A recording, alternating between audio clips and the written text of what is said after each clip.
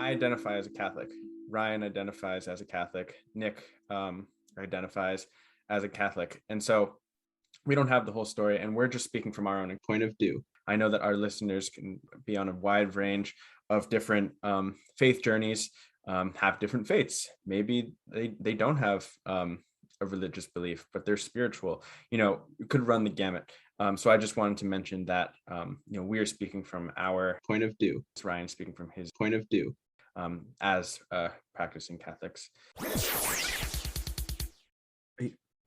I'm going to have to start this introduction over because I just got a notification that the host upgraded the meeting, so I got distracted by that. That's okay.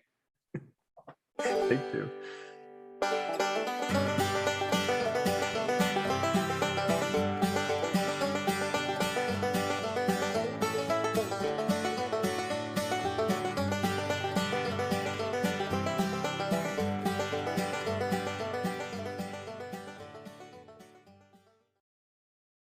Previously on Point of View.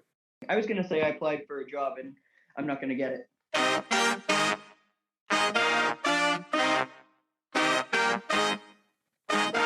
So Nick, do you have some news to share? So as you just heard on our first episode, I said that I was not going to get that job and I didn't. No, I'm kidding. I did. And I'm very happy. I started on Monday and it has been the most wild week of my life, honestly. My first day of work, I go in and I was training. And the first day went well, whatever. As I'm leaving, I get a call from my friend Taylor. And they said, "Can you be in New York City on Wednesday?" And I all but said no, because I was like, I just started this job. Like, I don't know what I'm gonna, like, I don't think I can get it. Like that would look horrible for me to get it off. I've only completed one day. And they were like, "You should probably come anyways." And I for reference, my friend Taylor works at Born This Way Foundation, where I interned over last summer of 2020. Which is Lady Gaga's charitable foundation. Yes, for mental health. So I was like, why? What am I missing? Honestly, I don't really want to know because like I can't come. And they were like, they couldn't, there are some parts that I still can't talk about because there was an NDA required. But basically, Tony Bennett, who's 95 years old with advanced Alzheimer's, did a concert with Lady Gaga on the 3rd and the 5th in New York City at Radio City Music Hall. It was his final show before he retired. And I was invited to the show and to hang out with the Born This Way Foundation team, and the show was free. Well, I guess they paid for it, which was really, so I just went into work the next day, and they were like, Taylor couldn't tell me everything, but they were like, you should probably come. Hey, welcome back to Point of View. I'm Justin. I'm Nick. On this episode, we invite our good friend Ryan DeVillier to talk about what he really does for a living as an engineer. We talk about our individual faith journeys and do a deep dive into the Ignatian value of discernment. And finally, we end off with discussing our experiences with the COVID-19 pandemic. Justin, let's talk about things from our, wait for it, point of view. Basically, like, there's a lot happening. So I got to go to 2 shows. Wait, back, hold on. Can I stop you right there? Yes, so you did go to New York. I went to New York, yes. You went to New York and I didn't know about this? Oh my God. Okay, so yeah. You went to New York, you went to the Radio City Music Hall shows. Yes. 2. Yes. I told my supervisor, because I also got to meet the team and like hang out with the team that I worked with all summer, just virtually. So this was the first time I got to meet them in person. Everybody was extremely nice, like extremely nice, nicer than you can even imagine. Okay, so obviously, everybody who knows me in real life knows how special Lady Gaga has been to me for the past 12, almost 13 years. So of course I had to go. It was everything I could have imagined and more. The team, like I said, was so nice. And I really just have to thank Taylor, because they made all of this happen on a whim. And they helped me with, scheduling. They helped me with COVID testing. They just everything I could have possibly needed, they were there to help me with, and made the whole trip possible and made it more than I could have ever imagined. So thank you, Taylor, and thank you, Tony and Lady Gaga, for an incredible show, and the entire Born This Way Foundation for an incredible 3 days. But so I basically went into my supervisor and I was like, and this was right after we had just talked about paid time off. And I was like, oh, you don't even have to worry about it. I never take time off. Like literally, I've worked at the same restaurant for 6 years. I've called in once. And she was like, oh, haha, that's okay, cool. And then the next day I'm going and I'm like, hey, so this is like the opportunity of a lifetime. No is an acceptable answer. But I was invited to this event, which I haven't even said like the coolest details because I can't say them for a few months. I will say some of my friends got to be on the stage, like sitting at tables on stage, which I could have potentially done, except for the fact that the morning before the second show, I got a call from my work, the one that I just accepted the position, saying that I was exposed to COVID on Monday morning. So I'm in New York City and I'm honestly, after the story, I'm just going to shut up. I'm sorry. I'm forgetting that this is a podcast. When Nick said I was exposed to COVID on Monday, my mouth just literally made an O and my jaw dropped. Yeah. And so I'm literally with Born This Way Foundation team. And I'm like, yeah. So I had to go get tested. I've been tested 4 times, but I couldn't sit on stage. But both of the performers were incredible. So that was how my week went. We're going to start this whole job thing. We're giving it a second go this week. I just got home and it went well. So I'm done. I'm going to, Justin. No wonder why you're tired. Yes, I'm exhausted. Oh my gosh. Wow. You've done a lot of traveling the last week that I had no idea even occurred. Yes. And you almost got COVID. Yeah, I've been tested 4 times and they've all come back negative. Well, that's good. But, COVID scares, that'll do it. That. Yeah. Holy crap. Wow. That's so cool. It was a really fun time. I'm probably missing details, but you'll get. Did you get to talk to, you didn't get to talk to her or anything? No. There was so cute so moments. Close, right? I was close in the first night. The second one I wasn't so much. Oh, I have a funny. Okay, I'm gonna stop talking. We can edit this out. But somebody was on. It was a no phone event, and somebody literally is on their phone in the front row, and people are like, who the hell is on their phone? It was Bill Clinton. What? Nick, so my question to you now is, when are you gonna join that class of celebrity, and you're gonna leave me in this podcast? I mean, I thought we were both already in that class, but I feel like you're rising up in the ranks. And no. No, I'm just kidding. I'm really just kidding. But oh my gosh, what the heck? I'm starstruck, and I wasn't even there. It was. That's so cool. It was really cool. But I'm done now. How are you? I mean, I feel like anything I have to say just doesn't even compare. I mean, true. Let's see. What did I do last? I mean. Let's see. Last week, I don't know. Last week was good. The birthday celebration thing that I did, I don't know. It wasn't really a celebration, more of like a small get together, but that was really nice. You were there. Our guest for this episode surprised me and was there. But yeah, that was good. Then I spent the week at Stonehill College leading a retreat with my former high school. That was really life-giving. That was really great. And then this weekend I saw The Suicide Squad, which was an interesting movie. I'll say, I'm not going to give any spoilers, but let's just say DC is very different from Marvel superhero movies. I don't know if you've watched any superhero movies, Nick, but I don't know. I think the way that they tell stories is very different.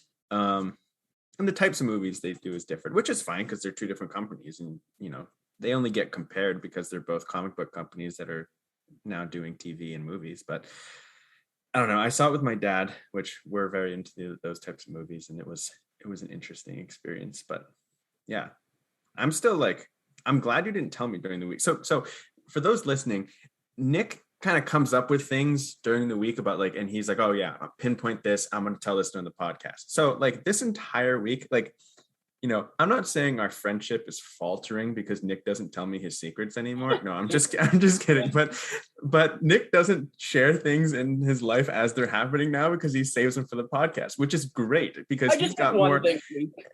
Well, and last week too, with the whole like Michael story, you're like, nah, I'm not going to tell you what happened, So it's like, I just feel like you having to fake a reaction would not be as no, and I appreciate it. I absolutely appreciate it. I just think it's. And I don't blame you at all. I think, it's funny that it's great that you do that. And you have way more going on in your life than you do in mine, apparently. I do in mine, apparently. That was my last hurrah.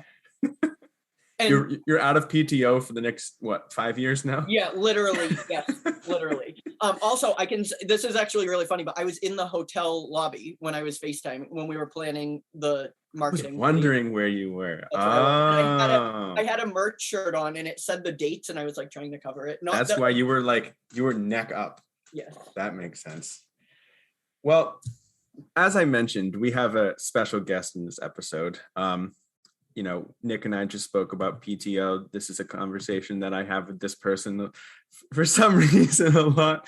I guess it's because he lives so far away. This particular person I've referred to as my multi-purpose friend. In June of this year, he started a position at Champion Technology Services Incorporated as an automation engineer. He is from Baton Rouge, Louisiana. He just graduated Loyola University, Maryland, summa cum laude, with a Bachelor's of Science in Engineering with a concentration in electrical and computer engineering. He's a car enthusiast and a St. Ignatius of Loyola enthusiast. He almost forgot about today's podcast recording, and I don't do recreational math, but when I need to, I know who to call. Everyone, this is Mr. Ryan DeVillier. Hello, everybody. What a wonderful introduction. Yes, I did almost miss the podcast for today for the sole purpose that I've been trying to move into an apartment for the past 2 weeks. And to say that it's crazy is an understatement, but I probably won't get into that on today's episode. But thank you, Justin and Nick, for having me on the show today. Thanks for being here. I'm glad you appreciated that introduction. I did. It was great. You got every nail was hit. I mean, I don't even know how to introduce myself anymore because it's like those things are true. Moving on. I think you should print that, make it your new resume. Agreed. I just print all of that. I'll be like, hi, my name is Ryan. My name is Ryan. You can read the rest. I almost forgot the podcast today. Oh, wait, this is a business. That's the wrong. This is a business. Catch that up. Yeah, but so Ryan, you've been moving in. That's been a process. Yes, it has. To paint a little bit of a picture, this is just one factor in what Ryan's kind of been dealing with, and I can let him touch on it a little bit too. But he is from a town just outside of Baton Rouge, which people sometimes confuse. New Orleans is not the capital of Louisiana. Baton Rouge is. So he's moving from a town just outside of the city to an apartment in the city. And he has a storage unit that's on the other side of his town. So it's about an hour commute from the storage unit? 45 minutes to an hour. Depends on traffic. Like the worst thing about Baton Rouge is like it's the interstate that runs through is called I-10 or I-12. And I-10 is the only interstate in the United States that goes down to one lane. And it happens right after the Mississippi River Bridge that crosses the Mississippi River. So traffic's not great. Talk about bottleneck. Oof, tell me about it. You get to know other drivers. We just get out of the car, say hi. Not really, but Is it? If you were in La La Land, it would. But. What'd you say, Nick? Is it 1 minute or one way, 45 minutes long? Yes, one way, 45 minutes long. So I think Boston traffic is bad, but oof. I mean, I tell you, Baton Rouge traffic Baton Rouge is like difficult because like Boston's like a city. Like Baton Rouge is like, it's a city, but it's not really. It's like completely spread out. Like if a bulldozer ran over it and it's like, oh, look, Baton Rouge is just spilled over into like sub categories. I'm being told to turn my mic down, so my apologies. That's an interesting comparison or description of your city. And I feel like, okay, first things first, we should give you some opportunity to defend yourself. In the first episode, I called you, or Nick, or one of us called you, you're training to become one of Santa's elves, because neither of us could do a justice of what an engineering does. So maybe our first question is, What do you do for a living? Let us all know. So I've lived with you for 3 years and I still don't know. Well, I mean, it's an interesting point because a lot of what they don't tell you when you go to school is what you can do after you become an engineer. So as an electrical engineer, you can do many different things. As Justin mentioned earlier, and I'm an automation engineer. And basically my role or responsibility is doing a lot of the automation work for, in Louisiana specifically, chemical plants and refineries. That's just who the clients are of my company. And so I do automation work for them. So I make sure that, when an operator pushes a button or touches a thing on a screen, that it actually does what it's supposed to do.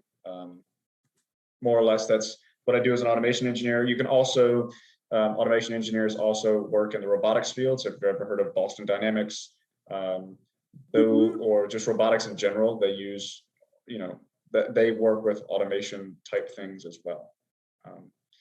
I.e. like Imagineering, which I have an identical twin brother named Ryan DeVillier. Boom, name drop. He's going to be in the next episode. Not really, but he's going to be one, and hopefully. Oh, I didn't know. I'm just giving you options. Is what I'm giving you. I can name drop so many people. Well, this is in episode 5, so if you're listening, we're still holding your spot for you. Yeah, you don't get trumped just because I said Colin's name. But no, so Imagineering is another automation style, like robotics type thing. So you can do a bunch of different things as an electrical engineer. I'm just an automation engineer. And I think it would be cool to be one of Santa's elves because I get to watch, build the things that bring children joy. So, while it's not what I do, it's what I think everyone should aspire to do. It's make children happy or just make people happy. Boom. Can I amend what you just said there? Because you do make children happy, because one of kids' favorite things to do is push elevator buttons. And you just said you make things happen when people push buttons. So you, sir, are my hero. Thank you very much. Cheers. And then connection to both of those, Elf, the movie Elf, when Buddy presses all the buttons. Anyway, we should probably move away. We should move away from the topic of Santa's elves, because otherwise this episode isn't going anywhere. It should be the Christmas episode. Just save it for December. Film it in August and save it for release in December.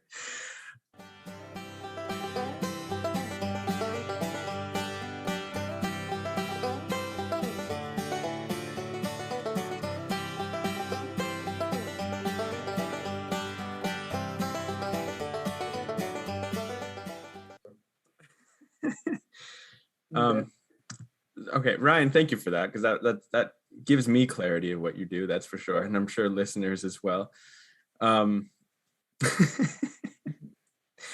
Yes. So Ryan and I have been roommates. We were roommates. Well, kind of a complicated story, I guess, and how long we were roommates. We were roommates sophomore year for the full year. We were roommates junior year, kind of, and we were roommates senior year, kind of. Half a senior year for sure, because when we weren't back at Loyola, we were living in New Hampshire together with some other friends. Junior year, I don't even know how much you would say, but I was abroad in the fall, and then we were roommates in the spring, and then COVID hit, and so then we weren't roommates, and they were roommates. But it's funny, like we've grown a friendship to the point where people, I don't know, Ryan, you can like chime in too, but we've grown a friendship where I feel like people are like, you only met each other sophomore year, and I feel like people are like, you haven't known each other since childhood. Like, it's been interesting kind of how our friendship has developed. No, yeah, I agree. I mean, we got that like literally like 4 weeks after you and I first met each other in our apartment. Well, I guess first met each other again. We won't talk about the first time we met each other. I mean, maybe it was at a retreat, so we can say that. Yeah, it was at a retreat we met, and I was unwell. Oh, we'll leave it at that. Is there tea? I was like, I want to hear the story. No, it's not really tea. I had vestibular neuritis is the short story. I've heard that one. I didn't know it was the same. Just name drop. Name drop. Shoot. This is going to be a whatever he just said will be on next week. You are. I hope Colin and vestibular neuritis are not on next week's episode. Yeah. I don't want that. Anyway, yeah. So we've been friends for, I mean, like 3-4 years now.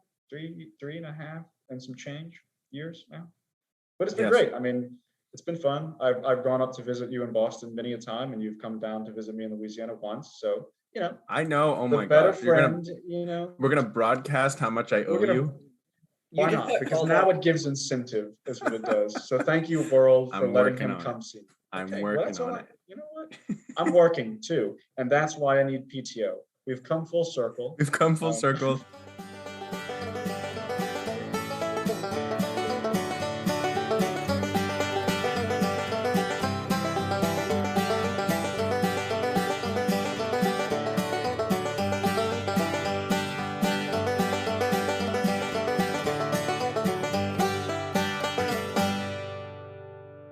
Nick, you have a question, I'm sure. No, I do. I want to know what it's like, because for the amount of time that I've known you, you've taken school very seriously, as I did too, but I think especially you, like, and that was something I always admired. But having gone to school for so long, as we all have, like probably like 16 years, I would say, yeah, because the 12 years plus college, I'm not really counting preschool, but Those rigorous years of preschool. yeah, oh my gosh, I took my letters very seriously. I want to know, like, what was it like for you to have been a student for 16 years and then it's just no school anymore, then you're working a job? Because I'm in a similar situation and I'm curious to know what you think about it. I think there's good and I think there's good and bad to having it that way. Justin and I have had this conversation many times about just how do you make, and y'all had it on the podcast, the first episode y'all did is like, how do you make friends outside of school? That is a legit question that I'm trying to figure out for myself. I mean, in terms of socializing, it's ironic because like when I was in school, I took school very seriously. Everybody on this podcast knows this. Um, to the detriment, I would say. School's not everything. So those of you that are listening out there, just get a degree and you'll be fine. This is coming from an engineering major who worked his ass off to get summa cum laude. I don't know if we can That's cuss on this really cool to hear podcast. you say that, though. But I missed out on a lot of college. COVID was kind of got in the way of that and made me realize like, man, I wish I would have done things differently my sophomore, junior year, but I can't now. And now that I have the time to socialize, all of my friends live across the country, and I can't socialize necessarily with my friends who I'd want to. I mean, there's high school friends I'm going to rekindle those friendships with. It's just it's a crazy world trying to re-navigate that lifestyle. So on the one hand, that gives me more time to pursue things that interest me. I'm picking up woodworking things. So as I said, I'm moving into an apartment and I'm planning on building a lot of the furniture for my apartment. That's cool. just, That's great. something I like doing. I'm also a car enthusiast. So I'm trying to figure out how to go work on cars. So it gives me more time to like look at things and do things in the afternoon. Like I can tell you it's nice coming home from work and not having to be like, what homework do I have? Or on the weekends, like I can get my entire Sunday. Like, I don't have to worry about starting homework or, that sort of thing. So that's nice. But I mean, it's a shift because there's a lack of rigor that you would have in school of like scheduling, and you always know what's coming next. And I think the hardest part is you don't know what's coming next. I've worked so hard to get to this point. Like everybody talks about childhood dreams. Mine was to either become a priest, which is no longer a dream of mine, or to become an electrical engineer. I became one, and now I don't know what my next dream is. And so it's hard to like shoot for something that you don't know what the next thing is. And I found that to be challenging in the mental health area, just because there's nothing to shoot for, and humans like goals, and trying to figure out what those goals are challenging now. But I mean, it's been good and bad. So embrace it. I mean, if those of you listening want a job, get a job. I think it teaches you a lot about life that you won't know during college. And if you want to go back to school, go back to school. I mean, life is life, and it's too short to be doing things that you hate. So I agree with that fully. I think it's really important to do what, like, I've been thinking a lot lately about like what brings me joy versus what will give me a paycheck. And I think like, when you graduate college, Nick and I talked a little bit on the first episode, it becomes, it is a shift, as you mentioned, something like for me, it was like an identity crisis of sorts, like, all right, I was a student for, X amount of years. Now, what am I? But yeah, like, I was talking to a friend earlier today, and they were saying, she's working as a CNA, certified nursing assistant, and she was talking with a colleague about, this difference between stresses at school and the stresses at work. And they were comparing, what would you prefer, the stresses of work or that you receive at work, or the stresses from school, a rigorous school week with 2 exams that week. And, and they both said the stresses of work, because from after 9 to 5 and on the weekends, depending on your job, of course, it's over. And you touched on, that homework aspect of like, who invented that, honestly? Because like, I feel like you're in school for however many hours, and then you're in school for however more hours you want to put into your homework. I don't know. I just think that's interesting. And, some good insights from someone who's been working, like I mentioned in the introduction, since June. I'm just starting a part-time job, two part-time jobs. Nick's first work week, as we learned in the introduction, wasn't really a first work week. But I think that's some great insight. What did you say? It was 40% of one. 40% of a work week. All right. Not even a majority of a work week. Come on. No. Step it up, Nick. What the heck? When Lady Gaga calls, you come running. I come running. You come sprinting. Yeah, I get on a plane apparently at 6 a.m. Oh, you flew to New York? You didn't even bus or train? Yeah, no, well, it was just the timing because I had to be there at 2. I see. Anyway, we're probably boring, Ryan. Ryan, I had a question that just knowing you and having you mentioned it in your response, I know that for a while you were kind of discerning the priesthood, and I know that you've been brought up around, your grandmother worked in the Archdiocese of Baton Rouge. You have many a mentor who are in the ministry field for a living. So I was wondering if I could invite you to just talk a little bit about your spirituality, a little bit about your faith, and what that discernment process for priesthood was like. Sure. Light topics. You gotta love deep talk. So let's see. My interest in the priesthood started when I was in first grade, because my twin brother Colin said he wanted to do it, and I was like, why not do that? And that kind of was a thing. I was like, why not do that? And sort of like, honestly, growing up in middle school, it was like, yeah, I'll be a priest. And everybody's like, dude, you're like the super Catholic kid. And that sort of business, and every teacher was like, oh my God, you want to be a priest? That's really cool. So I was like, getting recognized for like wanting to do a thing no one else likes doing, or is now kind of like, I don't know. Wanting to become a priest 20 years ago is very different than wanting to become a priest now due to modern climate and everything else. But what is the discernment process like? So I officially started a discernment process when I was a freshman in college. I was blessed with the opportunity to know many a spiritual director, Becky Eldridge and Stephanie Claude Davis, 2 very good friends of mine, who are trained in the spiritual exercises and Jesuit formation, have been really good friends of mine for my life, basically. And I have long talks with them just about what life was like, and trying to figure out what the call feels like when you want to be a priest.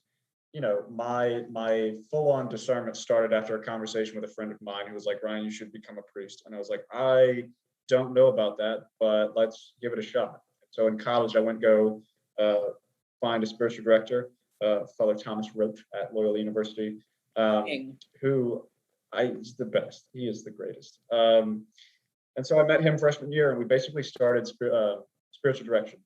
And that's how I started. And so that's how, those of you that are listening, if you're interested in becoming a priest, get a spiritual director.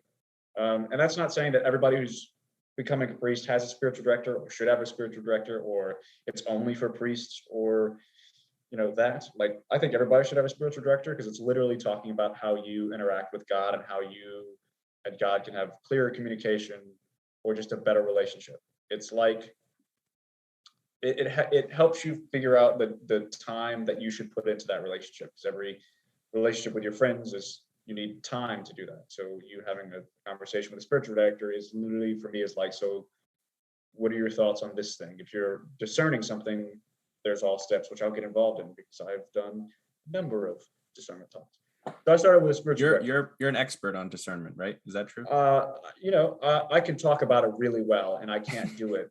Can you practice it really well? Are you good? Practicing is hard. It's hard. It's not easy. I practice it as best I can, and that's what I think we're called to do. So I started spiritual direction. That's how I first got into it, and had conversations with priests and just friends of mine about it. Like, what do you thoughts? Who people who've known me for what? Like Justin and I have talked about it a lot. Talked about it with a bunch of other of my college friends, as well as some of my high school friends, as well as my parents, and just trying to figure out what their take is on that lifestyle, and if it fits what they've watched me do my life, or where God's calling me.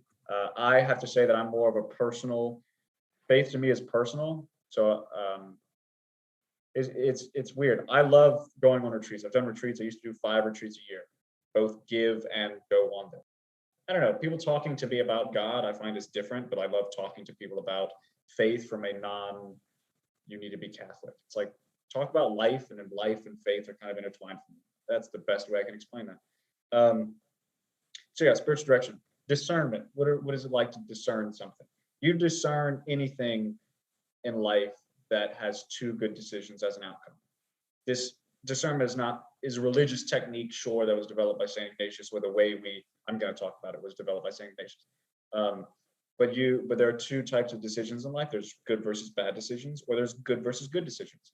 Good versus bad decisions are the easiest ones. Like, what's good and what's bad. So do good, don't do bad. There you go. That's it. Good versus good decisions are, for me, it was, do I accept a job in Baltimore, or do I accept a job in Louisiana? Both of them are different jobs, both of them for different companies, both of them have different pay rates, both of them are in different areas of the country, and both different familiarities, and who I'm going to be living with, that sort of thing. Those are the types of decisions you discern. If you're in high school, what college are you going to? If you're in college, what major do you want to do? If you're in a relationship, do you stay in a relationship, or do you get out of a relationship? Those are the things that you discern.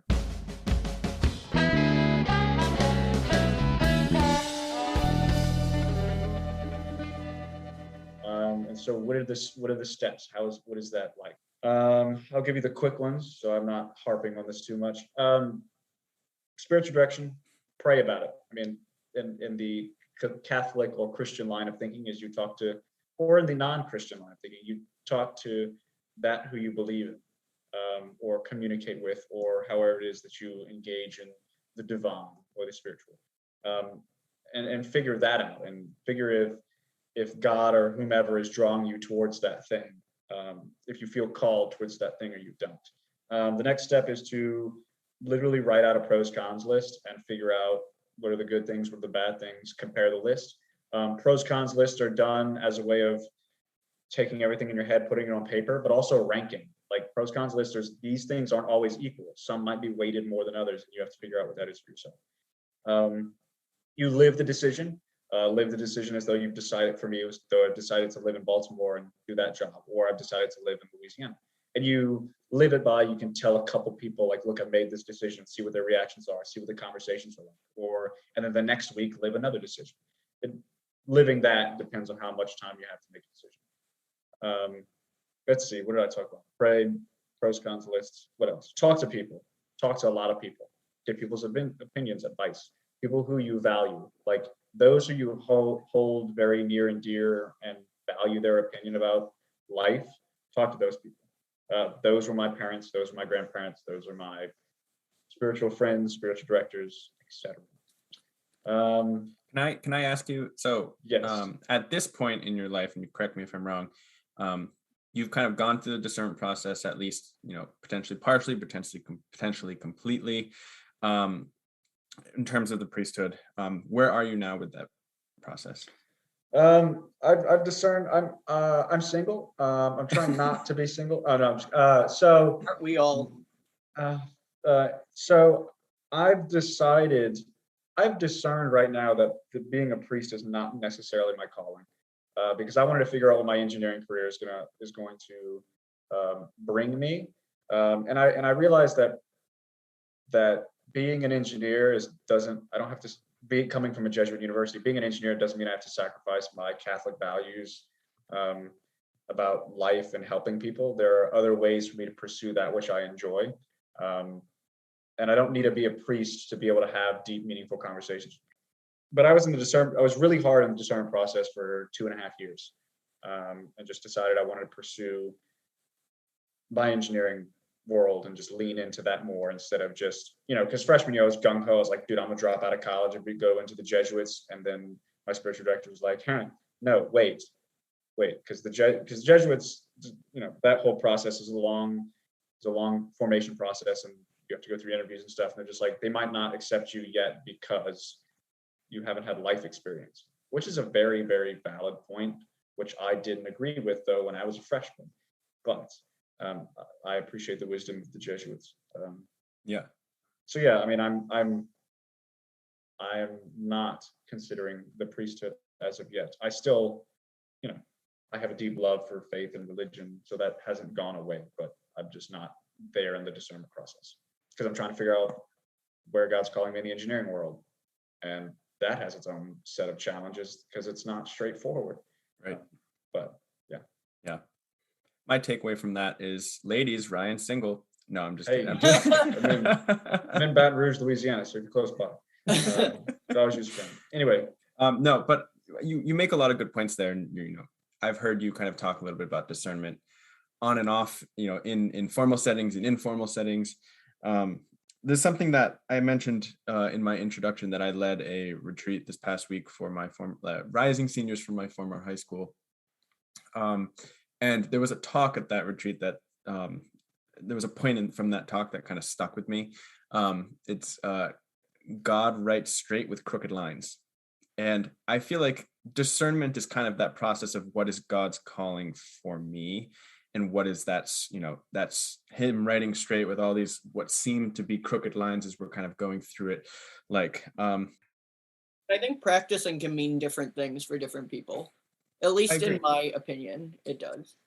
I agree. I'm practicing. I haven't got it right yet. But. I was going to say, out of the three of us, only one person's actually met God, and it's not me. So. Was it me? I don't think it was me. Damn. No, I was just going to say.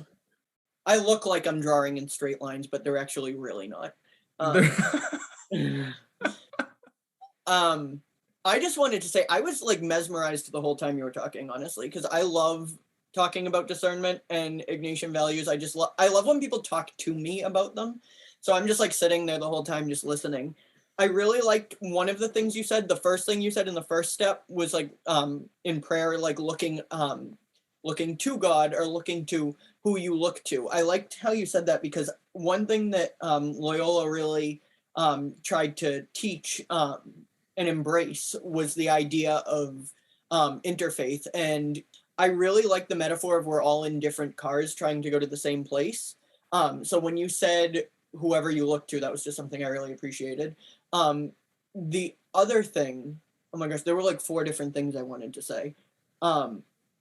It's been really cool watching you discern that, because we met actually before you and Justin met, which is really weird to think about. We met on the Emmaus walk, which if you want to explain that, you can, because you'd be better at it than me, even though I was supposed to be leading it. It alludes to a story from the Gospels. Yes, thank you. I don't know. I think it's been really cool, and I'm really happy for you that you were able to get to where you are right now through discernment, and also leave the door open for further discernment and like you said, the priesthood, if that becomes something you want to do later. I also really resonated with how you talked about keeping your values while being an engineer. And that's something I tend to think about with marketing a lot too, because I think a lot of people think marketing is synonymous with deception. And I think it can be, to be honest. And that's something that I don't really like. I don't like about where I went with my schooling, but I never wanted it to be that way. Like, I really believe that you can use marketing to convey a message to actually bring value to someone's life. And I think there's a way to do it without being deceptive.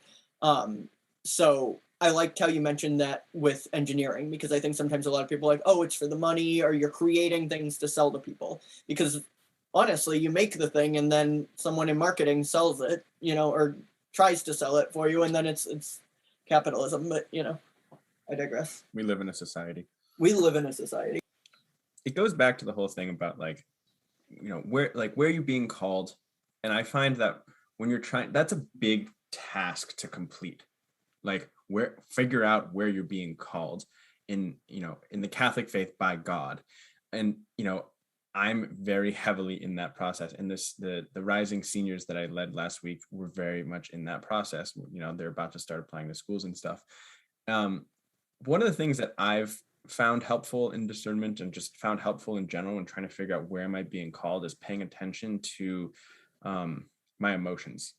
I know it's a weird thing. I use my forebrain a lot, which is, all the not executive thinking, executive function and all that stuff. But I find that when I'm trying to discern something, I need to pay more attention to my emotions. Like, how does this make me feel what I'm doing? How does this make me feel? Is this stressing me out? Is this make me feel, I mentioned that in the introduction that leading the retreat was life-giving. Is that something that I'm being called towards? And obviously, being someone who's interested in psychology, emotions are chef's kiss. But very, I don't know. I thought I wanted to add that too. I think another thing, I absolutely agree with you. Figuring out, because I think that tells you whether you're in the right spot or on the right track. If you're doing what you're doing and you hate it. Yes, if you're doing what you're doing, you don't like it, you can look and do something else. I can tell you that you have to give it some time. So don't be like, I'm 2 months in my job and I don't like my job. Anyway, that could be a statement or not. But give it time, I think is one thing. But yes, pay attention to your emotions because that's very valuable. Mwah, chef's kiss. Coming from Louisiana, that means a lot because we make good food. I almost added to, I couldn't figure out how to word it, but I almost added to your introduction something along the lines of be careful when he's tired, his Cajun might come out. But I didn't know how to phrase it and wasn't sure how to kind of bring come it out. up. Shoot. You make an iconic green bean casserole, I will say. That probably was the least amount of effort I ever put into any food I've ever made. He just made us all look bad as chefs. Least amount of effort, great green bean casserole. Hey, anyone out there listening, I'm a great cook, so add that to your list. We totally just distracted you.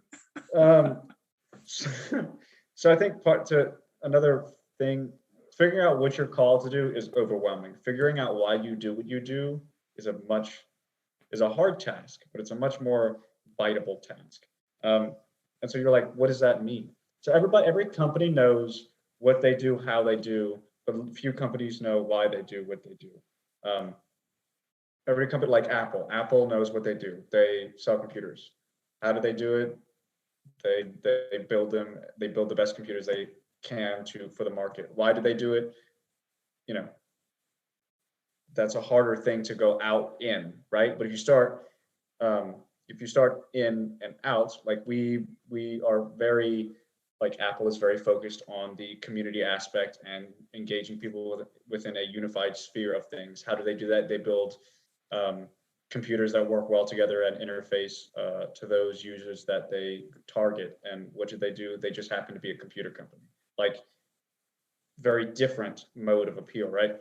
And so I love that explanation. I learned that in one of my I think it was my marketing class.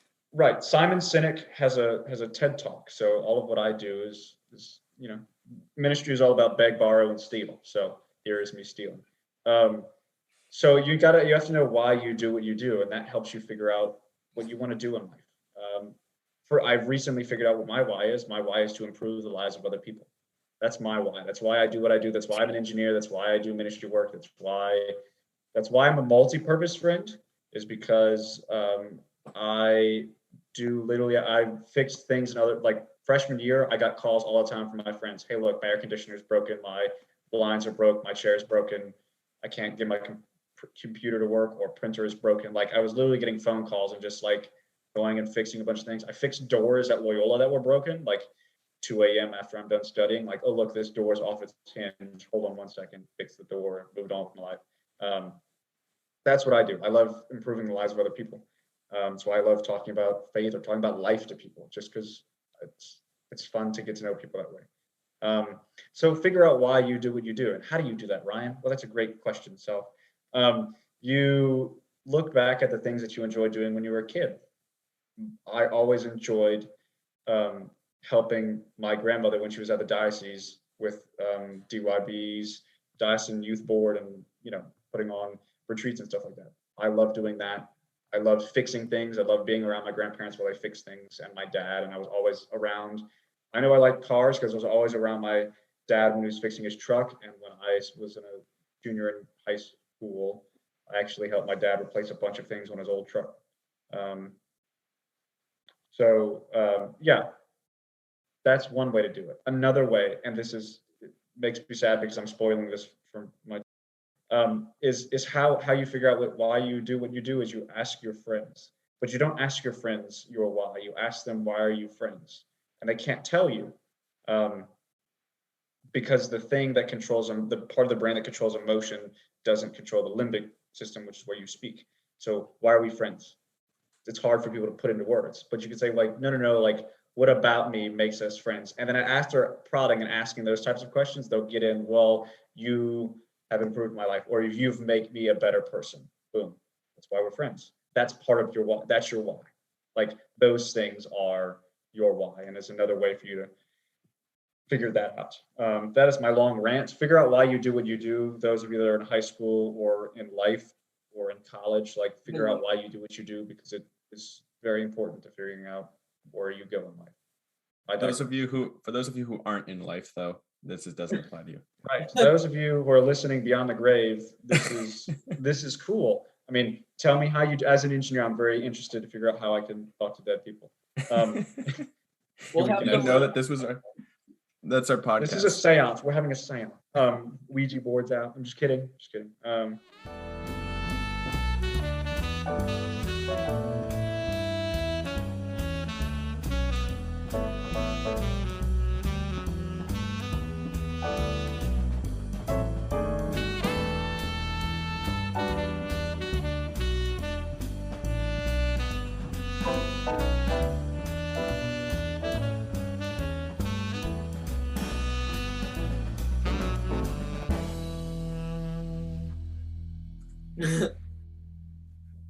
So if you don't mind, I want to shift gears a little bit. So obviously something that's been kind of going on in the world is the coronavirus pandemic. It affected our senior year. Ryan, it affected Nick, your senior year last year, or 2019 into 2020. And there's been kind of a rise in cases coming out, and the Delta variant has kind of been all over the place. But Nick and I are from Massachusetts, which is different from Louisiana and where you are in the country, Ryan. So I want to talk to you a little bit about what's it been like, the pandemic, including you spent the last semester of senior year at home. So if you could talk a little bit about what the pandemic has been like where you're from, just so we can hear another perspective, I think that would be really valuable for our listeners. What's it been like in South Louisiana? It has been rough. I don't know how else to describe the situation. Prior to the vaccination being a thing, I mean, I guess my experience was like everybody else's for the most part. I mean, it was masks everywhere. We have a really good governor, so I'm really proud of John Bell Edwards. So if you're listening to this, props to you. I was at your inauguration. My spiel to John Bell Edwards is gone. Yeah, I did. I helped set up his inauguration. I was one of the Eagle Scouts. Anyway, so no, I think from that perspective, it was similar to everybody else's experience. I mean, it was harder for the buy-in of persons within Louisiana to wear masks as much across the country. And so that has been on the back end of where we're at now. We have vaccinations, but Louisiana, last time I checked, was 37% vaccinated, fully vaccinated, where herd immunity and that sort of thing is 70%. So mathematicians can tell us that those don't equal. So that You're has a been rough. recreational math person, so The recreational math person, though, that's bad. 37% is bad. Okay, there you go. I've done the math for you. You don't have to worry about it. Appreciate it, as always. So it's bad. I mean, I'm not going to sugarcoat it. It's rough. Right now we have the most cases we've ever had in Louisiana. Period. I mean, we had like 6,000 cases one day, 11,000 cases. This is Louisiana. This is a smaller state having the same number of cases as like Florida or California were, during some of their spikes, and this is way worse for us. I mean, because of that, the governor has recently come out and said, "Hey, look, not mask mandate necessarily, but like put on masks and that sort of thing," which has been good. I mean, I've seen more people wearing masks and getting back in that habit. Not to make a nun joke there, but putting on masks, which is great. I mean, I'm fully vaccinated and I wear my mask literally everywhere I go. But that's just me, just because that's just me. And I think that should be a lot of people. And I say that because I think wearing a mask, like here's my spiel about COVID. So, and life, I guess where I come from in life's not about me. The reason why I do a bunch of what I do, while I love doing it, is life is not about me. I love improving the lives of others, even to the detriment of myself. I don't like detrimenting myself, but I do it in spite of. Unhealthily, I recognize this. We're working on it. Progress is slow. But life's not about you. Like life's not about, it's not about you. It's about other people. You make life about other people, and you improve the lives of other people. And that's why people are happy. So not wearing your mask, saying, "Hey, look, I'm not gonna," it's not saying a mask doesn't do anything is going against the science is going against science. And those of you that don't believe a lot of what's going on out there, I'm an engineer, and I went to college and I trained in high schools in Louisiana and middle schools in Louisiana. So I'm from here, y'all. I tell you what, I'm from here. And like the science states that anything you put in front of your face, if we can all agree that anything you put in front of your face blocks things. That is a true statement, because breathe and it won't, like breathe and put your hand in front of your face and it blocks things. Things block things. That's how physics. So anything in front of your face helps. So just put something in front of your face. That's the simplest you can put it, because it helps me. Like it helps me not worry that I'm giving it to somebody else. I'm fully vaccinated, and I don't want to be the reason that I'm getting other people sick, right? Like I can't live with that. Like knowing that I'm walking around and that there are 617,000 Americans, 617,000 Americans that are dead. So wear a mask, please, because we have to look at places like India, South Africa. Those places are struggling because they don't have the luxury we have as Americans to get the vaccine, and yet we don't want to wear masks because it's my body, my choice. Because that's an interesting argument that people give out a lot, is it's my body, my choice. I don't have to wear a mask and I'll get sick, but that's the same reason pro-choice people give about abortions. Yet the majority of Louisiana and Republicans are, you can't save my body, my choice. Yet Republicans are for the majority, or those in Republican states have lower vaccination rates, and are giving the same excuse. It's my body, my choice. And that I would ponder that if that is one of you. No, I think you make very good points. And, I think in this country, we kind of sometimes emphasize individual liberty over other things. And I think, it's a question of like, is it individual liberty that we're going to hold above the well-being of the common good, or people can argue about how that applies to this. I mean, I think you laid out pretty nicely how it applies to this pandemic and this situation. And it's been a tough situation. I know we've talked a little bit about frustration with family members, friends, and other people we love who, are having thoughts that, aren't necessarily backed up by facts. Right. I mean, and I'm not one to to go up to them, and I'm not one to go tell anybody that you're wrong. But when it comes to you making choices that affect the lives of people I care about, I'm gonna go in and I'm gonna protect my own, because God help you if you're going to walk in unmasked visiting my great grandmother, because, we're going to have some conversation and some words, because that's my 92-year-old great grandmother who I love with all of my heart. And, I want her to see this through. I want her to see my twin brother graduate, and I want her to, experience life. Anyway, that's my spiel. So just please, everybody out there, just wear a mask and get vaccinated. I understand that there are concerns out there of the vaccination rates, but there are a lot of people that have gotten vaccinations with few side effects. FDA approval, as Dr. Fauci said, within a couple of weeks. On the horizon, yeah. On the horizon is soon. So, please get vaccinated. If that's too much to ask, please wear a mask. And that shouldn't be too much to ask. So just either wear a mask or get vaccinated. Please, for me, for the person that you're listening to that you don't know personally or probably don't know personally, please, as a non medical professional and as an engineer, wear a mask. I mean, I can say still, like, I hate when people are like, oh, I for the same reason that you just said, like, oh, it's my choice to not wear a wet mask. And it's like, yes, that is true. Right now, it is your choice to not wear a mask. And you have, I guess, the right not to.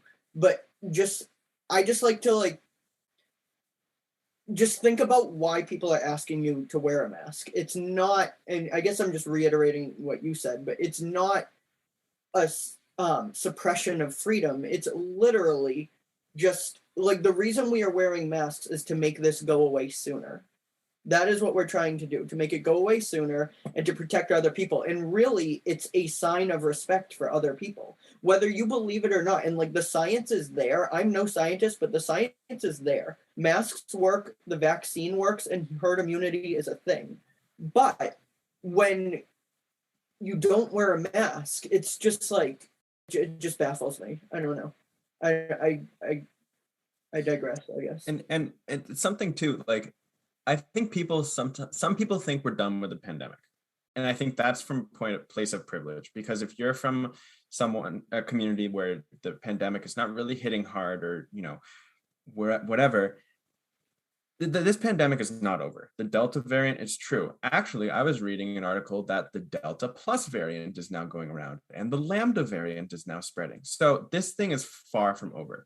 And, I could go into an explanation of why, what virus mutation is and, when that happens and what that means for whatever. But, like, not being vaccinated and having a great population that isn't vaccinated allows for the virus and gives a higher likelihood for the virus to mutate. And like I said, if you think that the pandemic is over and we can continue our lives the way they are, I mean, Nick, we're from a state that is, Ryan mentioned Louisiana's, majority Republican. We're from a very Democratic state in Massachusetts. We have 64% vaccination rate. And, there are businesses now who are thinking about reinstating, at least for their own business, wearing a mask. So this pandemic is far from over. And Ryan mentioned there are parts of the world that don't have the luxury of the amount of vaccines to distribute. India being a huge example of a country with a large population that doesn't have enough vaccines, and the pandemic is raging. So, being American, or not being American, but living in the United States, or in a place where vaccines are readily available, and we don't see the effects of the pandemic. We're recording this in August of 2021.